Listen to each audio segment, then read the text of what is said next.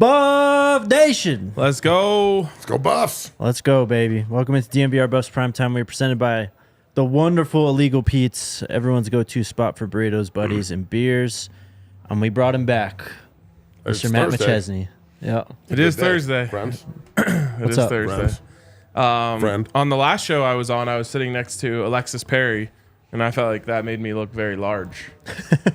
Somehow, in the last hour, I've shrunk. You sure? Well, I will say that she's probably smarter and way better looking than me, so that was probably cool. But other than that, at least I make everybody look small. That's good. We don't have even the chair. This is a we double don't have wide. the couch for you today. I'm stuffed in the kids' chair. Actually, this chair is built for grown adults, but Yeah, this is a nice. it is Nice a nice size. chair. It is. It's like almost like a first class seat, but it's still a little tight. These things happen, man. When I went to Game 1 of the Nuggets Lakers or the Nuggets Heat, we were up in the third row with me and my sons, and I went up there and tried to sit in the seat, and my fat ass didn't fit in the seat at all. So I got upgraded though. That was cool. Yeah, it's even worse if you're at the area where it curves. There's even like less Oh, man. space. I'm so glad I didn't go to the curve. Yeah, I left with like Curve was on the bruises on left. my hips. You get bruised Trying to hips. squeeze in there. Curve was on the left. I didn't see that part, but yeah, I got upgraded to like a folding chair. It was Hey, there really you go. nice. So my fatness became like a disability. So it was cool, man. I got free seats. Hell yeah. Oh, man. How'd the bye week treat you? How you feeling about this team now, a week after the Stanford loss? I'm weeks after. angry. 2 weeks after. I'm angry. I mean, it's a missed opportunity, and I'm really, really hoping that the team feels the same way. And based on everything I've seen and heard, they do. I tried to get over it, and I can't. I can't get over it. We need another game really bad. Yeah, we need not only need a do we need a win. game, we need a dub. Yeah. Yeah. And I understand that this is a tough test going to the Rose Bowl, but it's not an impossible one. I mean, let's just be real. This team is not unbeatable. They've lost twice. Yep. And there's definitely holes that they're going to try and exploit, and we can try and exploit. So it's about, look, I said this to Jake when he walked in, but is anybody else on the team going to match Shedeur and Travis and like the receivers? It's like off and on with the receivers, but Shedeur, Travis, and 10 and Horn are pretty much the most consistent, right? Mm-hmm. If you had to guess. And I would, Who as else much would as you I throw love in Jimmy, there? I would just keep it to So just 2, 12, and 10. 2, Yep. 12, and 10. Okay, so 2, 12, and 10 are playing first team all Pac-12 ball. Well- or all-American bowl, in my opinion. I do have to put my guy Cam in there. The only difference is he doesn't get to play every snap like those guys do. Okay, so, but I feel, 4 guys that are playing at an elite level. and then, elite is different. Well, okay, but For me, it's like, okay, how about Let me this? just- Victory club football then, like we had back in the day where you're playing above 80% grade out. yes, Remember how we had the yeah. stickers on the back of our helmets back in the day? Yep. Those were Victory Club stickers. If you graded out at 80%, you made Victory Club. Yeah, so like there's a few guys, and it's all just semantics and how you want to define. It's like I said, I would put Cam. Shiloh to me has been a consistent performer. That's a good call. Omarion Cooper has been consistent Outside of Stanford. outside of Stanford, and everyone has one, I think. Yeah. Oh, yeah, everybody has terrible games. Yeah, like Zay there's- didn't have his best there's game no against perfect USC. He game. was coming off a sprained ankle. So to me, like it's similar to a conversation we had last week about the core. But I would say this: if you put the cap at all conference level performers, then I think you might be down to 2, 12, and 10. And if I need the rest of the team to try and elevate for the next 5. That's the goal here. And that's what you hear from all the coaches, from Coach Lewis's speech to Coach Brewster to Coach Prime, everybody, all the players that have talked. We need to win. This is not the way we perform, because this has been like, it's been kind of a trend, unfortunately. As well as they played at the beginning of the year, that was a trend. And then they hit hard times at Oregon, and they started slow against SC and finished strong but still lost. The Arizona State game I thought was an underachievement, but they won a game, obviously, so that's great. But then to finish it with Stanford and not be 5-2 going into the bye, I think it might be the best thing that ever happened to this team, honestly, and the best thing that could happen to Coach Prime. I said this earlier on the show when earlier in the season, but they'll lose to somebody they're not supposed to, Stanford, and they're going to beat somebody they're not supposed to, and that's going to be either UCLA or Oregon State, in my opinion. I think they're going to beat Washington State, and I think they can beat Arizona. So I'm looking for 7 wins still, and if that's not the way people are thinking, then I look at this schedule, and I think the Utah game is not. I don't think we can go to Salt Lake City. I was there for the opener and win. I don't think we can do that. I mean, we ranked it as the hardest game remaining. So it is. I wouldn't go. Be a real tough one. I am of the belief that anytime 2 is taking snaps for your team, you've got a chance to win. You got a chance. So okay. I'm not going to ever say that they don't have a chance, but we did rank it as the hardest remaining game. So, but the other 4, I don't look at these other 4 games and like shaking my boots. The last time Oregon State came to Folsom, they were ranked and lost. Period. That's a fact. With a much worse football team. Let's just be real. Yeah. Okay. And the trip to UCLA. This is a defining moment in Coach Prime's tenure here. Like, how is your team going to respond after being embarrassed on national TV with a 10-day break? The Nugget game was awesome the other night, seeing everybody get love. Obviously, the respect factor for Shedeur and Travis specifically is through the roof, and it should be. Uncle Nelly talking yesterday about, or Neely, whatever. Again, names.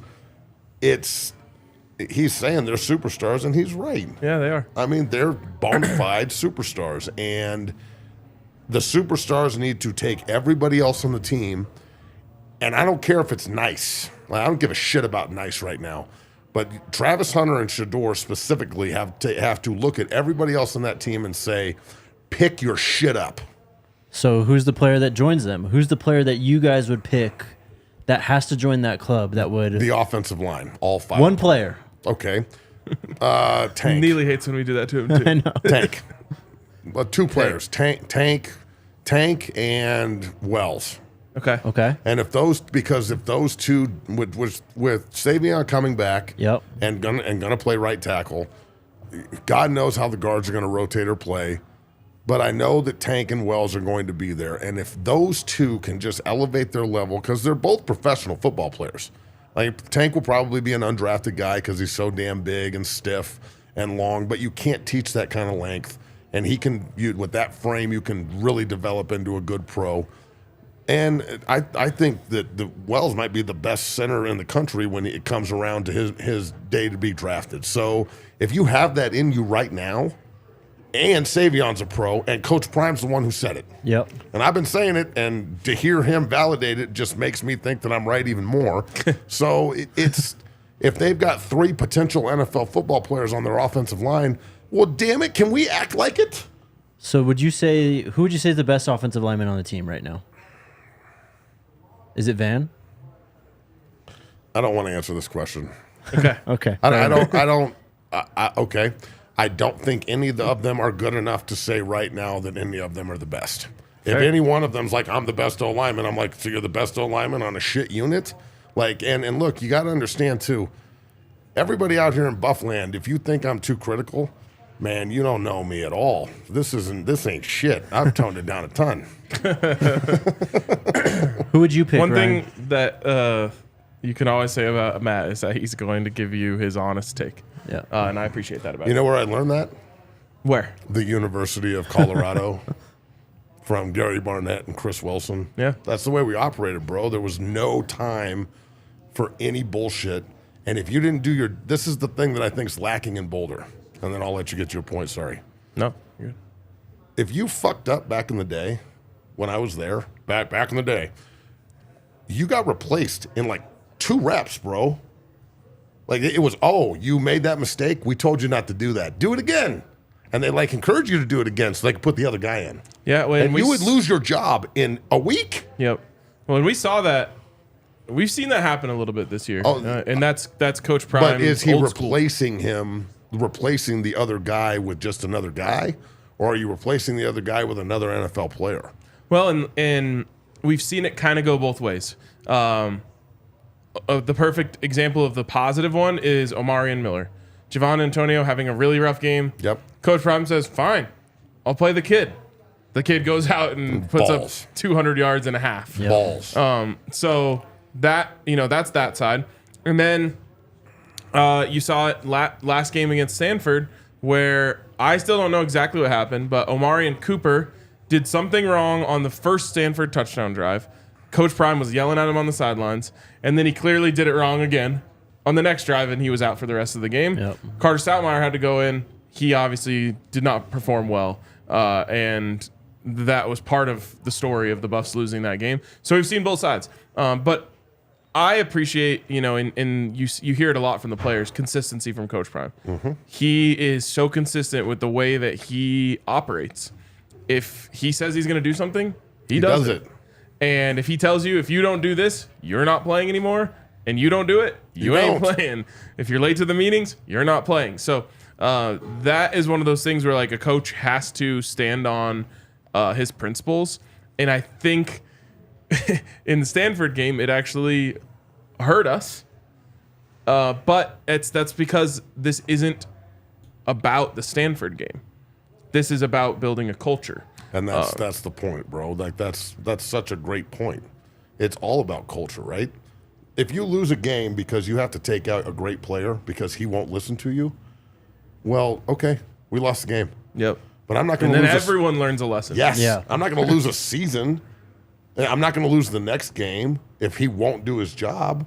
There's nothing on this earth worse than a talented individual that can't get out of their own head.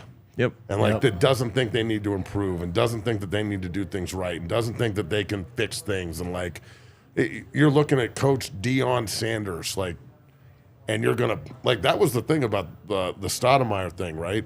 Yep. Stoudemire again, whatever. He's at least, I hate you guys, bro. You know who I'm talking about, though. You do know who everybody knows who I'm talking about, I do it to right? Jake, too, so it's not just you. And Neely.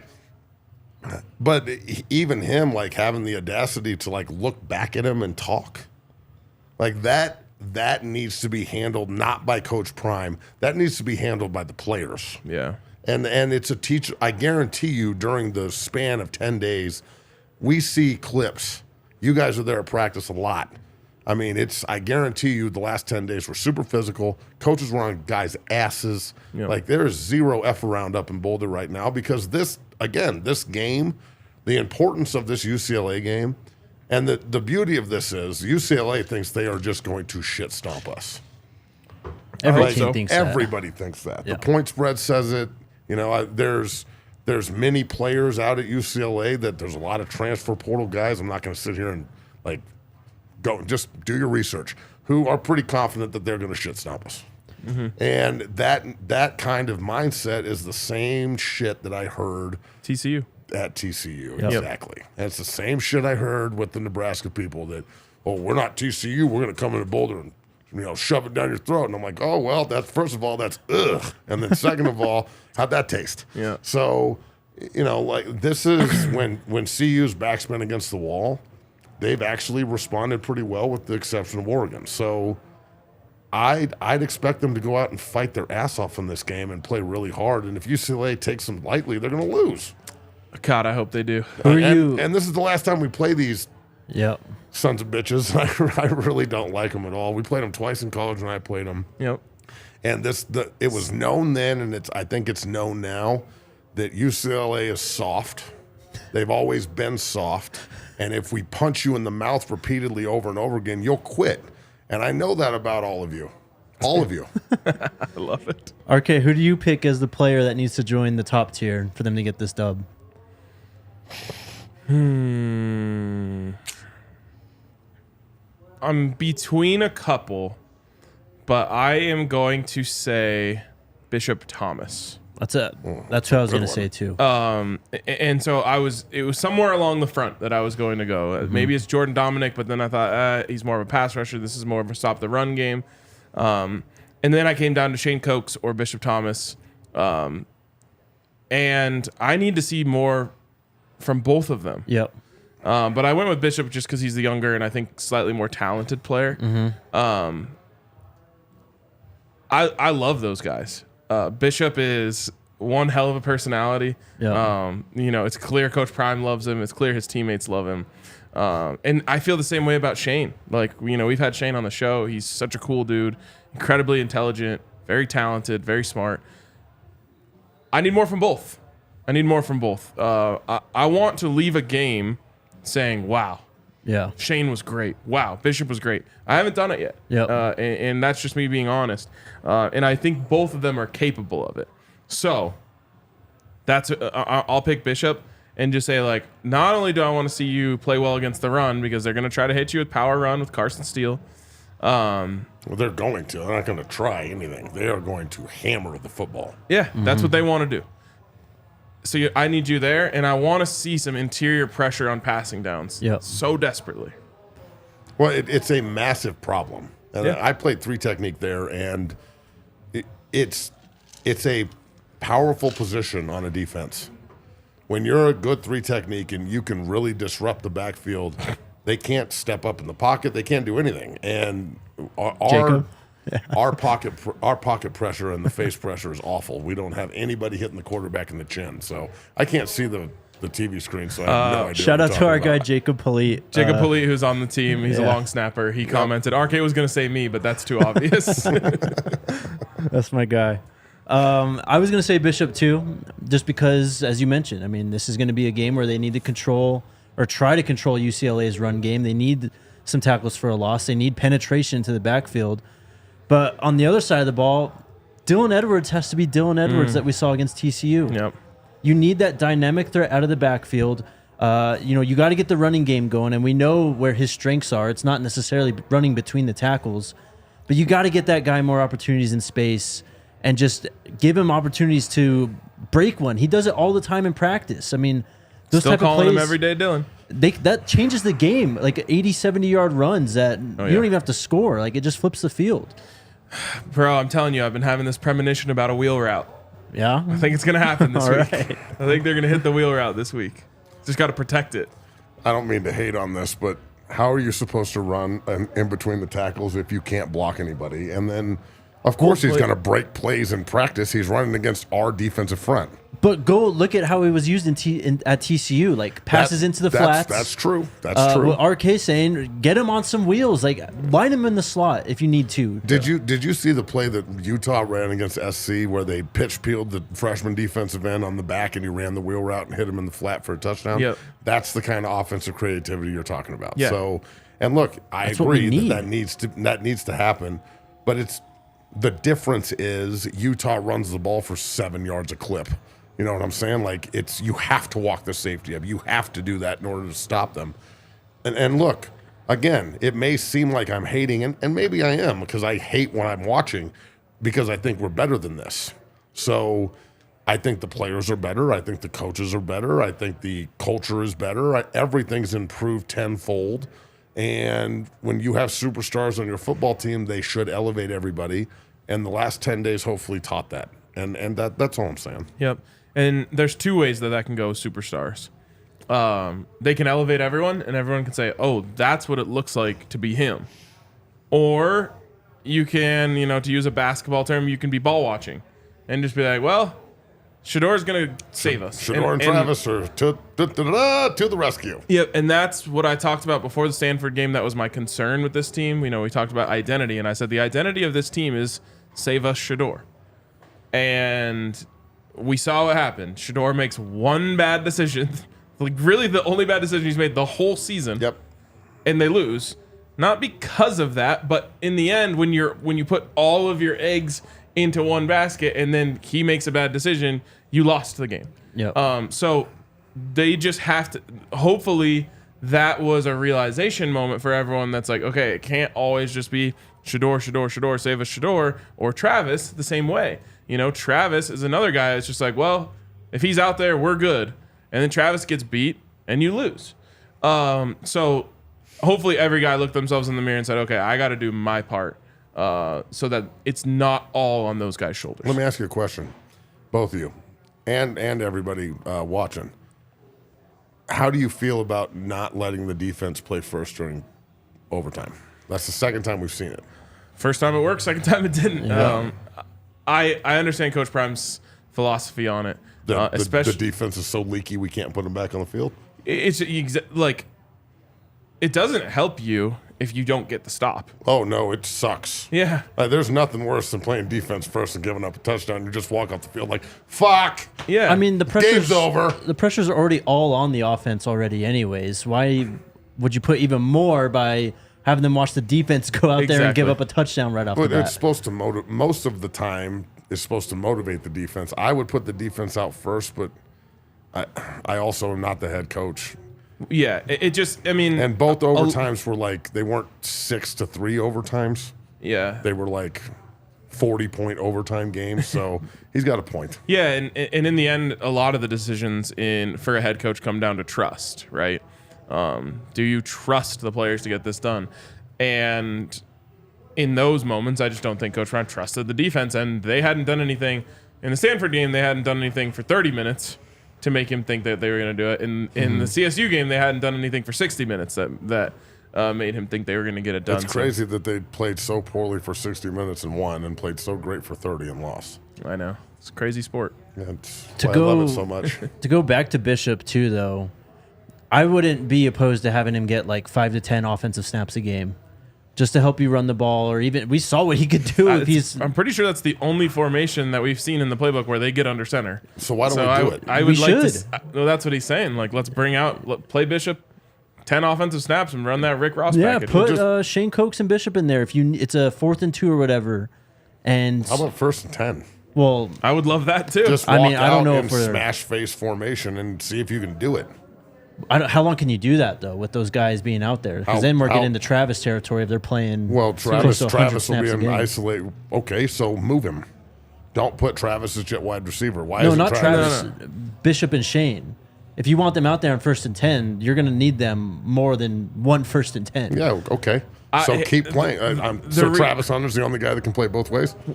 Everyone's on the same They strike. are aren't. playing both ways. Not He's enough. just saying you can't do it. Travis Hunter is going to be able to do it more than just about anyone in the country. Well, that's facts. Look, I don't think you can run 22 personnel every play, but No, here's what I'll you say definitely is, can do it a lot. sure. I think you need an answer to this that isn't Shane Cokes and Bishop Thomas Yeah, we playing don't have offense. That's fullbacks true. and tight ends.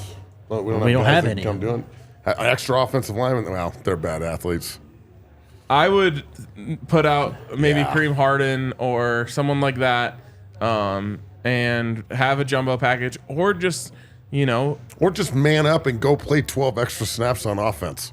I think those guys would absolutely say sign me dude. up. They're Let's do it. in. Like anytime I get to run full speed at someone else and that's my job, I'm in. Yeah, That's a great job. yeah, All this just highlights the loss of Tyler Brown, man. yeah. And you That could is also such maybe horse shit, by the way. it is. It You is. could also maybe play Savion Wilkerson a little bit of fullback.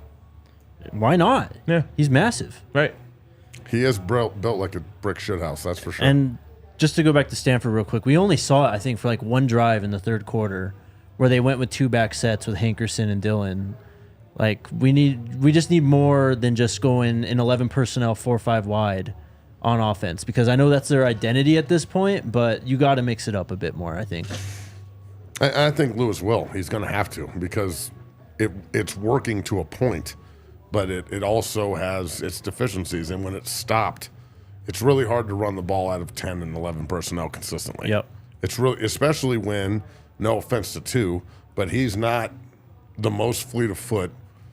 When he's pulling on that zone read, they don't respect him the way you respect Caleb Williams and guys that can run at a higher clip. He started running more last week against Stanford. And I also think there's a part of that too that's not as much on Shedeur's ability and more on the way he's The been scheme. coached. Yeah. Yeah. Which is, Don't run and get killed. if you get hurt, the season's over. Season's over. Yeah. Well, then they should protect him better because he's the highest sacked quarterback in football. That we can Yeah. all agree on.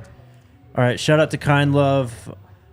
Fully integrated seed to sale. They breed their own genetics, control the grow process and packaging. You can get your hands on the DNVR Immaculate Vibes joint pack. They also have their entire turbo joint line. You can buy the inserts or the pre-rolls. They got their Get It While It's Hot flower shelf, 8s for $20 out the door and ounces for $100 out the door. Visit one of their stores in Cherry Creek or North Denver. Mention DNVR and receive the DNVR exclusive discount of 25% off all Kind Love flower pre-rolls and their turbo joint line, including the DNVR Immaculate Vibes line as well. Visit their website at kindlove.com. Use that code DNVR for online ordering and their full extensive menu. Then shout out to MSU Denver. Turn your goals into greatness at MSU Denver. Courses are available online, in person, or both. We have a few people here at DNVR that have gotten their degree through MSU Denver. Spring 2024 applications are open now. You can create your own career and turn your dreams into reality at MSU Denver. 90-plus majors and 10 graduate programs. With courses online, in person, or both. Learn more at msudenver.edu. All right. Okay. Let's get deeper into this game because I feel like it's a pretty interesting dynamic where it's strength versus strength, really, in this game. Colorado's offense, we already just talked about how they're really the identity of the team. UCLA has one of the best defenses in the country. Do we feel that matchup is more important than the other side of the ball, where it's Colorado's defense versus UCLA's offense? Well, I feel like Colorado's defense can get some stuff if they stop the run. If they can hold UCLA to, I don't know, 3.5 yards carry. I know that's a big ask, but I'm talking about moving the defensive line and running the linebackers over the top and really run blitzing and bringing your nickel corner and really trying to stop it, forcing the quarterback to beat you. I think they have a chance.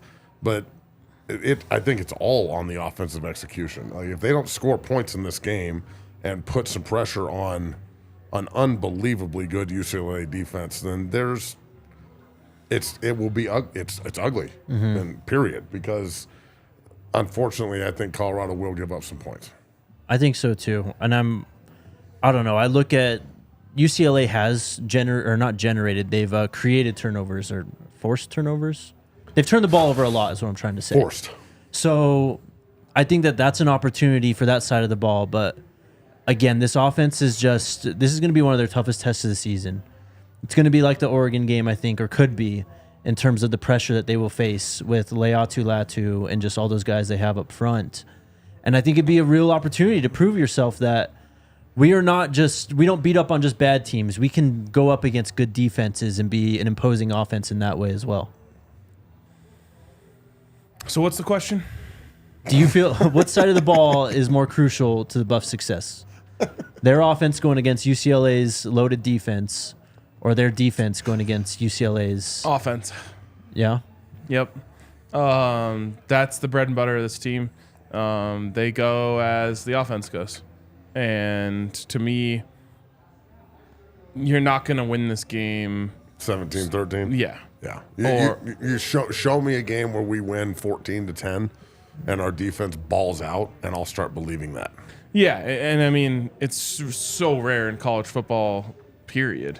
I think, what was it? Is it UCLA's undefeated under Chip Kelly when they allow less than 25 points? I think it's 20 points. 20 points? Yeah. That's because it almost never happens. So if you do that, that means you clamped down.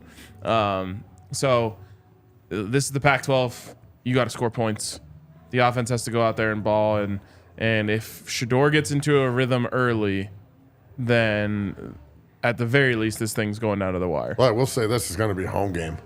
Yes, it There's will. going to be more CU fans there than UCLA fans. And, like, you remember when we moved to the Pac-12 and they were like, we've got such a great alumni base in California. Well, now they're activated. Mm-hmm. We just didn't activate them for the first 15 years of the Pac-12. Yep. Now they've been activated, and they're going to – I guarantee you that place is just thick with black and gold. Yep. Good. Take it over and make it really loud. When you look at UCLA's two losses, they lost turnover battle in both of those games. Two very different games, though. It was 14-7. They lost to Utah. And then I believe it was 33-25. They lost to Oregon State. But turnovers, man. CU's only created one turnover the last 3 games. And that's the thing is UCLA on offense, if UCLA played offense the way they play defense, they'd be a national title contender. Oh, yeah. They'd be Washington. But they don't. They don't have the quarterback. They have backs, and they've got a good offensive line. But they are so reliant on the run game that if you can stop it or slow it and just force them into 3rd and 5, like just earn the right to rush the passer this week up front. if they do that, then I think they have a legitimate chance in this football game. I really do, because it's not like they're unbeatable. I think there's a lot of really good teams in the Pac-12, but there's only one elite one, and I think UCLA is another good team. Yeah, I mean, that's what they are. They're good. Washington is elite. I think Washington's going to win the Pac-12, be undefeated, and go to the playoff, but I wouldn't be surprised if they win the national title, to be honest with you. They're damn good. Yeah, they're really good. I have a feeling they're going to lose a game in the Pac-12. Pac-12 cannibalization. Yep. Like, have you seen the rest of Utah's schedule? Holy God, man, their schedule's ruthlessly hard. Yeah, I mean They still have to play Washington still, us. Yeah, that's the Pac-12 this year. Yeah, man, There's it's honestly rough. no days off. It's a good thing. Yep. It makes you wonder why the conference can't figure out how to sign a TV deal. Great job, I Commissioner. bet you that if they had a chance to That's redo all- it right now, they'd be able to get it done. Oh, yeah. No doubt. I mean, look, coulda, woulda, shoulda. Yep. To the Big 12 we go, thank God. Yep. Shout out to the Pac-12 network for the demise of... Larry Scott is the person you Well, want to be yeah, of shouting course. Thanks, Larry. You Appreciate see what you, happens, Larry. Larry? Do you see what happens, Larry, when you fuck the Pac-12? All right, anything else on this game? I mean, I think we're going to win. You do think so? I do, yes, I do. I do as well. And Really? I don't know what the over-under is, but I put $1,000 on them to beat TCU. That was a nice day. So Jeez. I'm probably going to go back down that road on Saturday, I think. I put a lot less than that on them to beat TCU. And I it was still still had awesome. a great day. It was still awesome. Yeah, that was a fun day. Yeah, so I think Saturday will be the same. For some reason, I think UCLA is a little cocky, and they think that we're not very good, and they're talking that shit. And you're all soft to me. It's just the softest football program in the history of football program. When somebody tells me that's cute. That's such a, you and your cute little teddy bear mascot and your cute little uniforms and your cute big stadium that no one goes to in cute LA. It's so cute. Who would you guys rather play against, Dante Moore or Ethan Garbers? More. Really? Yep. I want the volatility. The inexperienced guy? Yeah, I'll say more too, because he does turn the ball over. He's good. So there's two. He's good. One thing that was consistent in both of UCLA's losses is that they lost the turnover battle. And Moore is super talented. I mean, super talented. Mm-hmm. But Gets him in trouble. Garbers is more of a game manager. Yep. And I want the volatility. I want, you need Yeah, I a want bad turnovers. decision. Cam jumps a route, pick six. Those are the things that change games. And that's the thing is I think they need to score on all three fronts. Like, I don't want to see any fair caught kickoffs. Everything gets returned. If you catch the ball, Dylan's got to try to return one, man. Like, if you catch the ball, return it. If you catch the ball in the end zone, is it automatically fair caught? Do they just stop it? No. You if can the just ball take hits the off, ground, right? though. Yeah. Good. If you Well, catch then it. just take off. Let's see what happens. Like, there's nothing. I need to see some fake punts. I need to see a fake field goal. I need to see trick plays. I need to see the defense That's what you've engage talked 8 about. Madden style and just go to town. For real. We need pick sixes, special teams touchdowns, and the offense to go ball. And you'll be singing the fight song Saturday night, or All Eyes on Me. Either one works. I love that girls club. I'm watching TCU highlights, hoping to conjure the winning spirit of that game. Let's go. There's also something else that will be happening on Saturday that will conjure the winning spirit of TCU. What's that? You'll see. Oh, yes. That's right. Like a cliffhanger? Yeah. Nice. Good. I think I'd rather face Ethan Garbers, though. Okay. This is a guy who's played in 23 career games. He has only thrown for 973 yards, 7 touchdowns, and 6 interceptions. In 23 wow. games? I expect to. Okay, I take That's it not back. starts. I don't know how many starts there is. Play this but, bum. I mean, he started, I'm pretty sure, most of the 2021 I season. mean, if he's playing in 23 games, he's not just, they didn't blow everybody out. Maybe so I just didn't do, because I watched last week. Yeah. And so I saw the Ethan Garbers that was 20 of 28 How about both of them? for 240 yards, 2 touchdowns. might see both. And no interceptions. That was game management to me. Yeah. So it is. before last week, he had only thrown 5 touchdowns and 22 starts. Those aren't starts. Those are just games played. Okay, but again, they didn't just blow everybody out 22 times and No. he goes in. No. Okay, well, 5 touchdowns and 22 starts. That's not good. So Dante Moore on the season, 10 touchdowns to 7 interceptions. Garbers on the season, 3 touchdowns and 2 interceptions. So I guess I take back what I said. I don't care which one you Give me put out Garbers there. because he's not really actually managing the game. He just did a really good job managing the game last week. But I guess since he was 2-0 last week, that means that he was 1 touchdown to 2 interceptions before last week. Well, I think a lot of what's happening is people are looking at the fact that UCLA played Stanford last week and just beat the dog out of them. And CU could have done the same. CU did the same thing. Yep. They did it for a half only. Like CU could have beat Stanford 60-0 if they had their shit together in the second half. Yep. So if UCLA can beat them 42-7, then CU can run with UCLA. There's absolutely no reason. There's not that much of a talent difference. There's a scheme difference. The defense for UCLA plays better as a unit. They've been together longer. But I'm not going to sit here and act like UCLA is unbeatable. They got 2 losses, bro. I mean, give me a fucking break with this. The UCLA hype train, that shit ends Saturday at the Rose Bowl at a Buff home game. Here's the big difference between Garbers and Moore. Garbers 67% completions, Yep. Moore 51. Yep. Yeah, so now you're going to switch again and go back to Moore? I'm thinking about Yeah, it. I think you should. I think you should have just rolled it the whole time, dog. I mean, it just highlights the key that we talked about in the first segment. You got to stop the run. This is obviously their bread and butter. That is the key of the game. Yep. If they can't run the ball, they can't win. Yep. So if that's all they have to do is walk into the D-line room, RK, and say, hey, everyone in here, if they can't run the ball, they can't win. It's a challenge to you. This is crazy. Every running back on their roster is averaging over 5 yards a carry. Yep.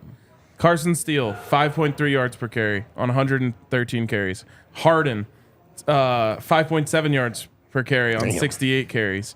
Adkins, 23 carries, 6.6 yards per carry. Good God. There's a guy named Yankoff, which Carson Yankoff?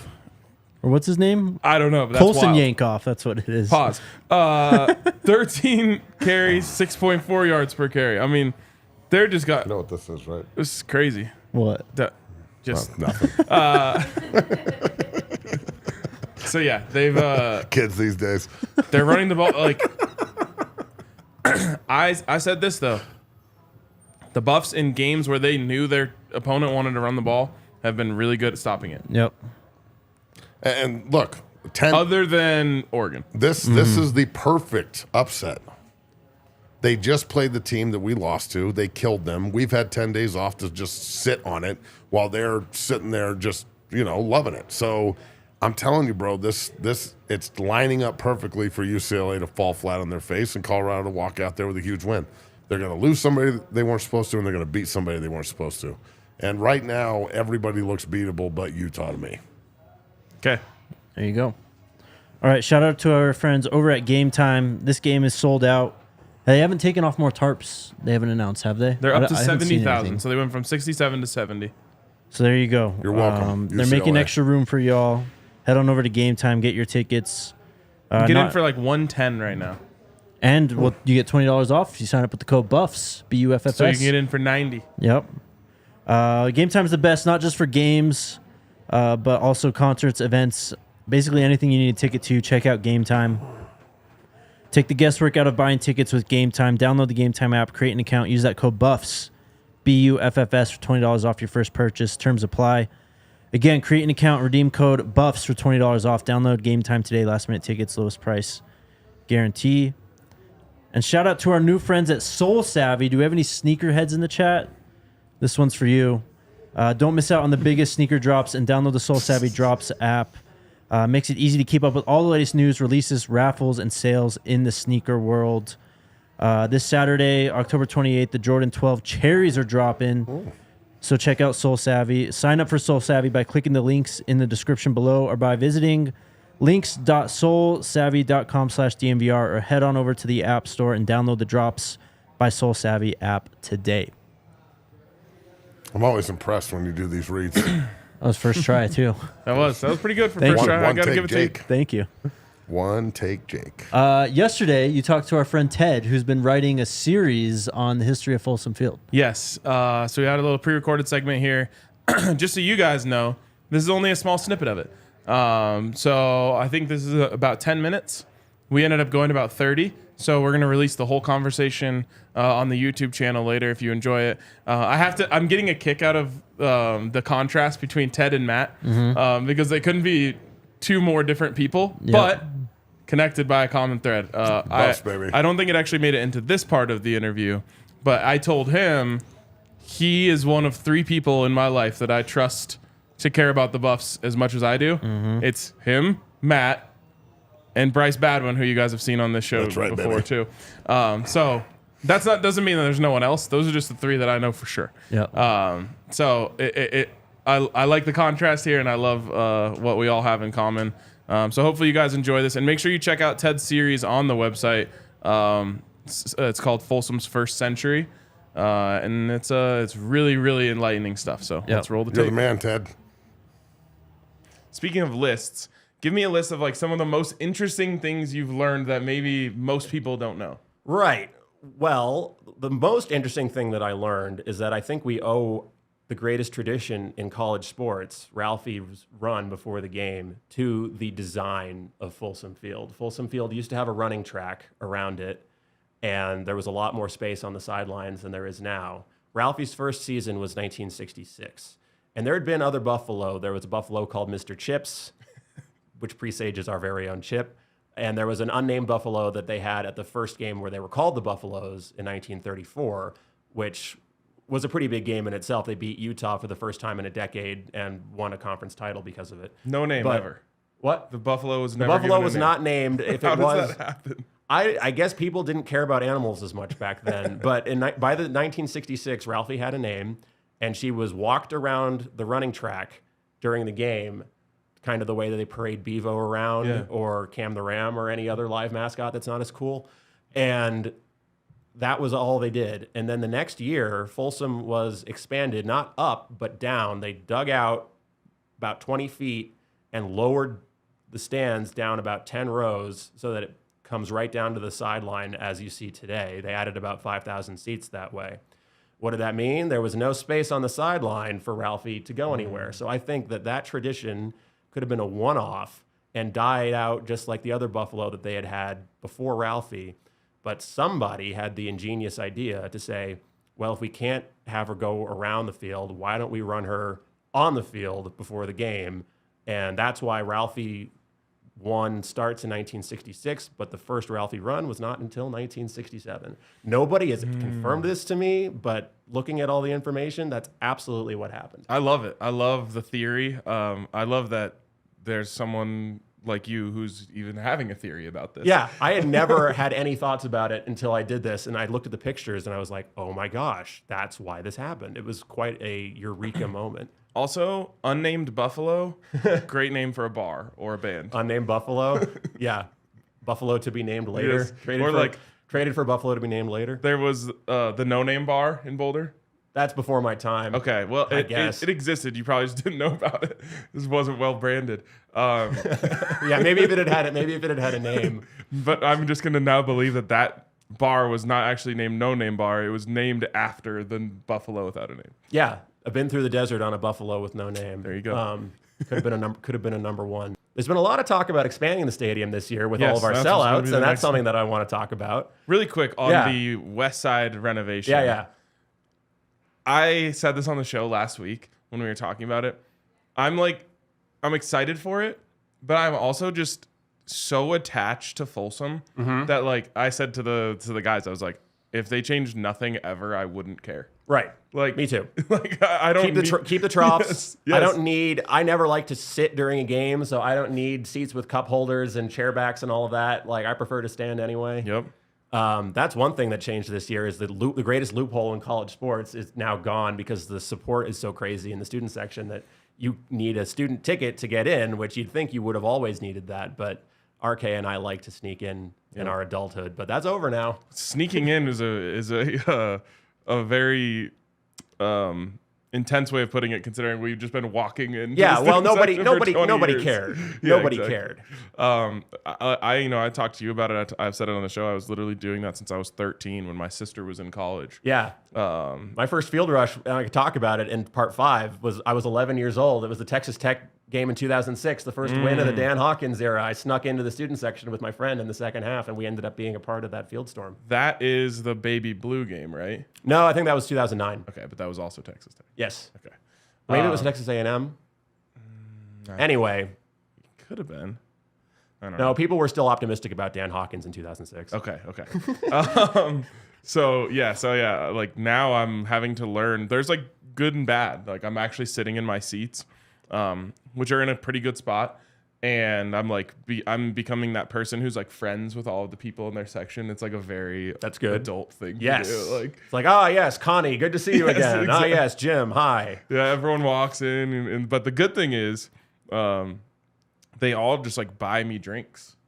Well, they should. I mean, you're like one of the biggest flag wavers for this program. Oh, I don't even know if it's about that though. It's just like a camaraderie of the section thing. Like, hey, I'm going to get a drink. You want one? It's like That's true. Yeah. That's true. These guys next to me like know someone in the stadium. They just get like cardboard boxes full of drinks delivered to them. Wow. I know. That's definitely living right. Yes. But you can't probably stand the whole game. Although this year people have been standing for pretty much the whole game. It's like 70-30. Yeah. Which is pretty good. Yeah. Which is pretty good. Okay. So yeah, Attendance. Well, obviously this year the Buffs have set a record with selling out every game. Previously, they had never sold out every game in a season, which is kind of crazy when you think about it, how good Really they were in the crazy. 90s. They would sell out like all their conference games, but they'd play Northeast Louisiana State or whatever, and they would have 48,000 people in there, the 94, 95. Like that was just the way it was. Yep. Boulder's always been an interesting market. It's had moments of intense passion for the Buffs. The early 70s was something I cover. They expanded the stadium and they sold out all the season tickets, and they almost sold out every game in 1972. But there's also been moments where it's been harder to draw. Now that they're selling out, a lot of people have said, why don't we expand the stadium? I am on team, let's pump the brakes on that for a second, because I think demand is a good thing. And sometimes perception of a scarcity can do things like create higher ticket prices, which create more revenue. You don't want a problem where you're having to discount tickets or try to give them away. Now, that's not a problem that you're going to have the next couple of years, but I tend to take a long view of things. I am so hopeful that the demand for this program will be where it is right now in 5 years and in 10 years and whenever Coach Prime decides to retire. But I don't know that for sure, and I just tend to be a cautious type. However, Can confirm. I have one proposal that is a bit sacrilegious, but I think would improve everything about the way that the concessions work in the stadium. Oh. Everything about the way that like the scoreboards, which I think we're getting a new scoreboard next year anyway, but this would probably allow you to put a bigger one. It's a bit sacrilegious though. You know, our south end zone, the point after which the club level stops and where it gets small, like half the height, I would completely demolish that. The whole south side? The whole south, because remember, Folsom's built into the ground. So the first level, you don't do that. You demolish the part that's above ground. Oh, okay. And then you build differently than you built. You know how there's all that empty space underneath the club level where we have the concourse now on the east side? You build something. Yes. You build up like that so that it matches the height. And then you build underneath. And then you build your concessions and everything like that, where there's currently no amenities whatsoever in that south end zone. You build them there.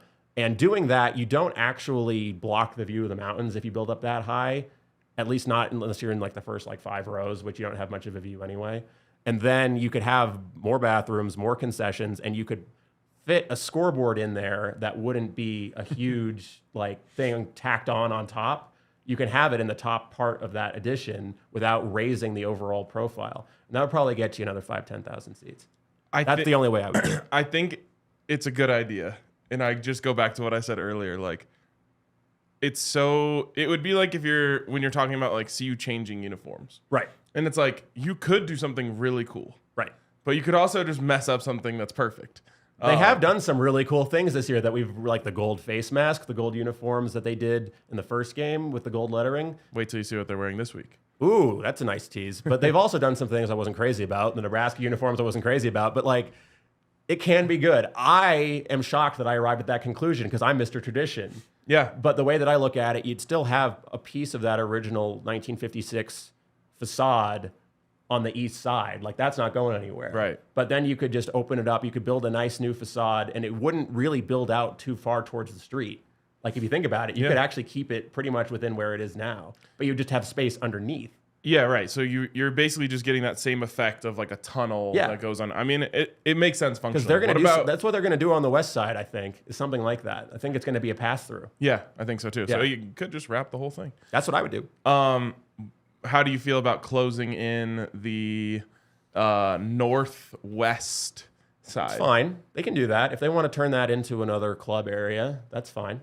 That's what I would do. I think those seats that are the furthest part of that side of the west side of the stadium, so the furthest north seats, are the only bad seats that exist in Folsom. But that's why we give them to the visitors. So then where do you put the visitors? That's the only problem. Well, you could still put them over in that corner, but it would just look better, and you wouldn't have a situation where like there's only like a couple seats where you're actually far away from the field, and they're those. Yeah, but that's why we don't sit there. That's why we put the Nebraska fans there. Totally, and I'm in on that. You live in LA. Yes, I do. You have been to games at the Rose Bowl. Yes, I have. That's where the Buffs are playing this week. Yes, it is. I have been hard on the UCLA fan base. You should be. And somehow they're going to put 70,000 people in there this weekend. Wonder why. So I'm curious for you, who's someone who is very invested in attendance numbers. I and sure am. splits and things like that. What do you expect? I expect that it will bring out a lot of very curious people who just want to see it. A lot of LA people who may not have a strong rooting interest one way or another. But you got to look at UCLA. They can't draw against ranked opponents unless it's USC. Like, you can't give away tickets in that stadium unless it's USC. Now, that's going to change when they play in the Big Ten, and they're just going to get invaded every week. But I think it'll be 30% CU fans, honest 30%. Like, not not people who said it would be 30% Nebraska fans. I think we're actually going to have 30% CU fans there, and I hope they give them a good show because this is a huge game. Yep. But it's crazy. Like, tickets are so expensive. I'm not even sure I'm going to be able to go after taking this trip out here this week. It was like 100 earlier this week, and I was like, maybe it'll go down. It's like 200 now. It's crazy just to get in, and this That's is how UCLA. I felt about going to the game last night. Man, Folsom Field, the stories that come out of that stadium and where it's come from. Oh, yeah. It's amazing, man. Yeah, it was fun talking to Ted. Also, Matt had to leave, just so you guys know. We didn't eat him or anything. He would have eat us, bro. We can't. That's true. We can't do so even if it, never mind. Just get that over with. Yeah, shout out to Ted. Like I said, we'll release the full clip onto the channel. Really, really, really knowledgeable CU fan, and someone who just has a different outlook on things. He thinks about things like attendance and stadium upgrades and stuff a lot more than I do. So it was that's why I wanted to have his perspective on here. And just one more time, I got to promote the series. Yep. If you haven't been following it, Folsom First Century. It's going to be a 6-part series, one for each home game, and the way that it has been going is we're releasing one before each home game. Mm-hmm. So next week, part 5 coming out, and then finally part 6 will round out the series. But shout out to Ted for coming by the bar and giving us some time while he was in town for the Nuggets ring ceremony. Oh, hell yeah. Yeah, man, it's awesome. 100 years of Folsom, and obviously a lot of things have changed this season with Coach Prime, but it feels like Folsom is about to take its next step also with what they've been talking about too. So yeah, I am excited to see what they do on the west side. Me too. And I think Ted's idea of keeping it open air all the way around and wrapping those seats is actually a really good idea. But I really just don't want Folsom to look like a new stadium. Yeah. You can update it, but in the end, it still just needs to look like Folsom. Yep. That's all I care about. We'll see what happens, man. It's going to be interesting. They definitely need that west side to be fixed, though. All right, shout out to our friends at Backus and Shanker. If you get hurt, they are here to help. They've been helping Colorado families win for 25 years. They've won over $1 billion for their clients. They got neighborhood offices all over the city. No fees to speak with them about your case. No fees while they work on your case, and no fees unless they win your case and win money for you. If you need to smash the 2, set up a consultation today, 222-2222. They help with all kinds of injury cases where you weren't at fault. Car accidents, motorcycle, rideshare, pedestrians, trucks, even if you're hurt at work. Give them a call. Backus and Shanker wins. All right. All right, who's up first? Also, they were setting an over-under on F-bombs from Matt before the show. He went way under, I feel. Yeah, they set it at 9.5.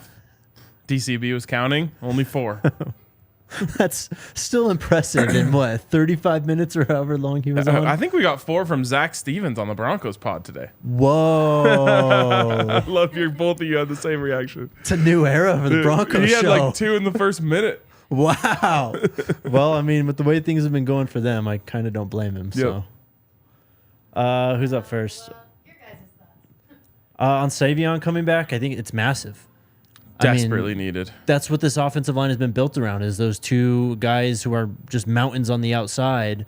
And then, of course, Van in the center. We know the guards are the weak points, but now you get one of your best overall offensive linemen, if not your best offensive lineman back. So Yeah, and that's it's between him and Van.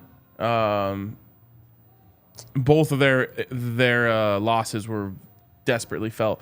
Although I still have to give credit to Reggie Young, who played really well late against Stanford. But you want Savion. He's the guy that they went out and got for. Girls Club's talking about the documentary. The Coach Prime trailer came out. Saw the trailer. Stay tuned. Stay tuned for sure.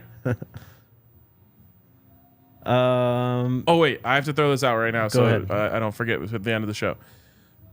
I know we have a lot of listeners in LA. We potentially, I hope this isn't the case, we might have 9 hours to kill in LA tomorrow. All right. We have a car. Mm-hmm. What should we do? Yeah, let us know. We need ideas. I was joking with Alyssa. I was like, we could drive to San Diego, go hang out there for a while, and drive back in all that time. No, we would be lifeless on the pregame show. Yeah, no, I was mostly joking about that. But we need ideas of things to do in LA if we have to kill time tomorrow. Hopefully we get an early check-in to our Airbnb because we have a extremely early flight in the morning, which was not my fault. And so yeah, we're getting there early, getting a car, and then we need some things to do. DNVR takes over LA. Yep. Or ventures across LA for 10 hours. Beach day, yeah, for sure. That's what I said. Go to the beach, man. May as well, especially when it's 50 degrees out here. It's kind of weird, like a beach day where you can't like settle into your place. Yeah. And what are we all going to change into our swimsuits in the minivan? Yeah, that's true. I'm fine with just sitting on a towel or something and just being on the beach, though. Just beach vibes, man. I'd rather go to like, shit, I'm the one who's supposed to drive. I was going to say I'd rather go to like a beach bar. Next question. 5280 Ivan, question for Matt, but realistically, how many NFL guys do we have on our current roster? Of course, you start with Travis and Shedeur. Those are shoo-ins. Zay, definite. He mentioned Shiloh. And he mentioned Van Wells, too. Van Wells is a good one. The coach called Savion a pro. Yep. Amari Cooper. Dylan Edwards. For sure. I'd throw Amari Cooper in there. Yep. Cam. Yep. Hank. A chance. And it just depends on where you draw the line. Like, are you talking NFL camp invite? Are you talking draft pick? Or making Are the you roster? talking making the roster and playing in games? So it just depends on where you draw the line. But a lot of these guys are going to get opportunities, especially because they have so much more exposure than they used to. Don't count out Mark Vissett. Oh no. That's an NFL punter right there. For sure. Bishop has that ability. Yep. Jordan Dominic has that ability. Sure. Cormani, when it comes to ability, of course, has the ability. So there's a lot of guys who I think are going to get Jimmy Horn. Yep, of course. Amarian Miller. Well, I was going to say, when you get to the freshmen, though, it gets obviously a little hairy because we're projecting a lot more at that point. Yeah, I'm only going to project guys that I've seen it from. Right.